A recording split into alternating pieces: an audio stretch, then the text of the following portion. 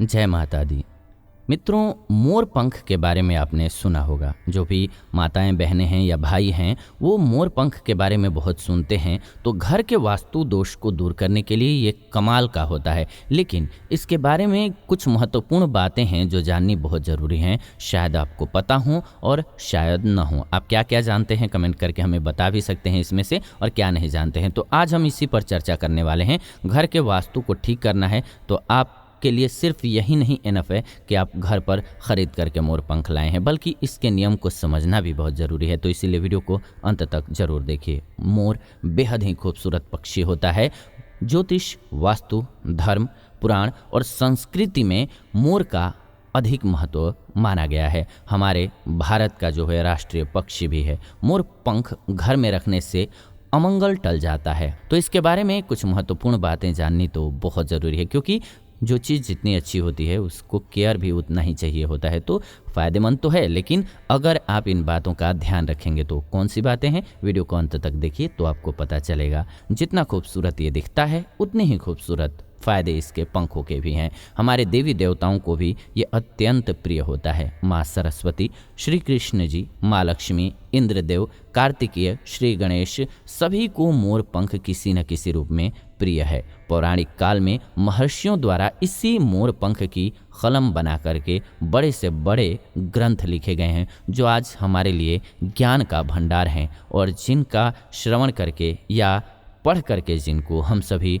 बहुत सारे दुनिया के लॉज को समझ जाते हैं। हमारी बहुत सी उलझनें सोल्व हो जाती हैं, प्रॉब्लम्स सोल्व हो जाते हैं। दूसरा, मोर के विषय में माना जाता है कि ये पक्षी किसी भी स्थान को बुरी शक्तियों और प्रतिकूल चीज़ों के प्रभाव से बचा करके रखता है। यही वजह है कि अधिकांश लोग अपने घरों में मोर के खूबसूरत पंख को लगाते हैं। तो आपको भी ज़रूर लगाना चाहिए। मोर पंख की जितनी महत्ता भारत के लोगों के लिए है, शायद ही किसी अन्य देश के लोगों के लिए ये हो। हमारे यहाँ माना जाता है कि मोर नकारात्मक ऊर्जा को दूर करने में सबसे प्रभावशाली होते हैं। तो ये कमाल की बात है कि हम घर में मोर पंख क्यों रखते हैं। आप जानते भी होंगे या देखा होगा आपने कि बहुत से जगह पर तो इसमें से नेगेटिव एनर्जी दूर होती है, इसीलिए इससे झाड़ फूँक भी किया जाता था। झाड़ फूँक का बेसिकली मतलब क्या होता था कि उसकी पॉजिटिव एनर्जी हमारे आसपास आ जाती थी। हालांकि 20वीं शताब्दी के उत्तरार्ध में पश्चिमी देशों के लोग मोर पंख को दुर्भाग्य का सूचक मानते थे, लेकिन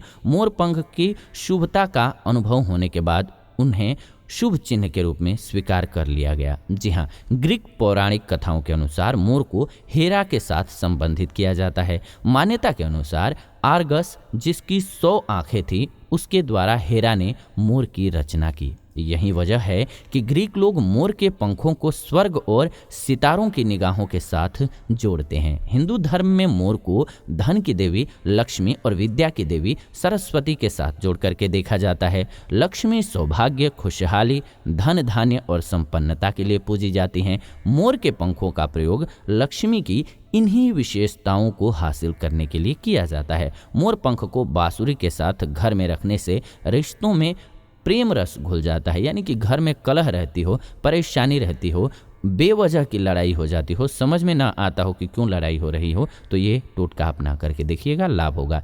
एशिया के बहुत से देशों में मोर के पंख को अध्यात्म के साथ संबंधित किया जाता है। क्वान यिन, जो कि अध्यात्म का प्रतीक है, इसका मोर से खास रिश्ता माना गया है। क्वान यिन प्रेम, प्रतिष्ठा, धीरज और स्नेह का सूचक होता है। इसीलिए संबंधित देशों के लोगों के अनुसार मोर पंख से नज़दीकी यानी कि क्वान यिन से समीपता मानी गई है। अगर आपके वैवाहिक जीवन में तनाव है तो अपने शयन कक्ष में मोर पंख रखिए। इससे पति पत्नी के बीच प्यार बढ़ता है। यदि शत्रुता समाप्त करनी हो या कि शत्रु तंग कर रहा हो, आपको परेशान हो गए हों, तो मोर पंख पर हनुमान जी के मस्तक के सिंदूर से उस शत्रु का नाम मंगलवार या शनिवार की रात्रि में लिख करके उसे घर के पूजा स्थल में रख दीजिए और सुबह उठ करके उसे चलते पानी में प्रवाहित कराइए। इससे बला टल जाएगी। वास्तु शास्त्र के अनुसार मोर पंख को घर की दक्षिण दिशा में स्थित तिजोरी में खड़ा करके रखने से कभी भी धन की कमी नहीं होती है। राहु का दोष होने पर मोर पंख घर की पूर्वी और उत्तर पश्चिम की दीवार पर लगानी चाहिए। अगर आपके घर में मोर पंख है तो आपके घर में कोई भी बुरी शक्ति प्रवेश नहीं कर पाती है। यह घर से नकारात्मक ऊर्जा को दूर करके सकारात्मक ऊर्जा को बढ़ा देती है।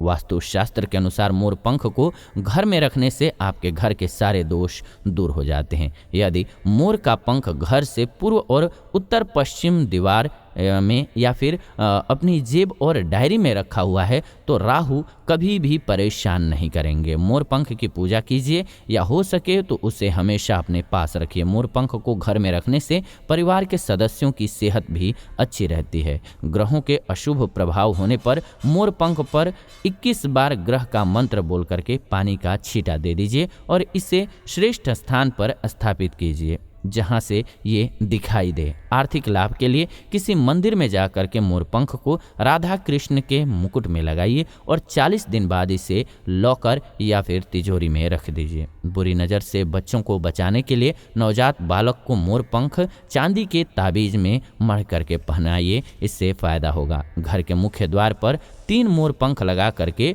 ओम द्वारपालाय नमः जाग्रय स्थापय स्वाहा मंत्र लिखिए और गणेश जी की मूर्ति लगा दीजिए। वहाँ पर आग्नेय कोण में मोर पंख लगाने से घर के वास्तु दोष को ठीक किया जा सकता है। इसके अलावा ईशान कोण में कृष्ण भगवान की फोटो के साथ मोर पंख लगा दीजिए। बौद्ध धर्म के अनुसार मोर अपने सारे पंखों को खोल देता है, इसीलिए उसके पंख विचारों और मान्यताओं में खुलेपन का ही प्रतीक माने जाते हैं। ईसाई धर्म में मोर के पंख अमरता, पुनर्जीवन और आध्यात्मिक शिक्षा से संबंध रखते हैं। इस्लाम धर्म में मोर के खूबसूरत पंख जन्नत के दरवाजे के बाहर अद्भुत शाही बागीचे का प्रतीक माने जाते हैं। ये भी विशेष गौर करने लायक तथ्य है कि घरों में मोर पंख रखने से कीड़े मकोड़े घर में दाखिल नहीं होते हैं। तो कमाल की चीज़ है, इसको घर में ज़रूर रखिए ला करके, इसके लाभ आपको नज़र ज़रूर आएंगे। तो उम्मीद है आपको ये वीडियो और जानकारी बहुत अच्छी लगी होगी। ऐसी ही जानकारीपूर्ण वीडियोज़ के लिए चैनल को सब्सक्राइब कर लीजिए, बेल नोटिफिकेशन को ऑन कर लीजिए ताकि नई वीडियो जब भी हम लाएं नोटिफिकेशन आपको सबसे पहले मिले। आप ये वीडियो देख रहे हैं जीवन जीने की कला स्पिरिचुअल चैनल के माध्यम से। ऐसी ही नई वीडियोज़ के लिए चैनल को सब्सक्राइब कर लीजिए, बेल नोटिफिकेशन को ऑन कर लीजिए ताकि नई वीडियो आपको सबसे पहले मिले। फिलहाल इस वीडियो से विदा लेते हैं, जुड़ेंगे नई वीडियो में। तब तक खुश रहें, आनंदित रहें। जाते जाते प्रेम से कमेंट में ज़रूर लिखें, जय माता दी।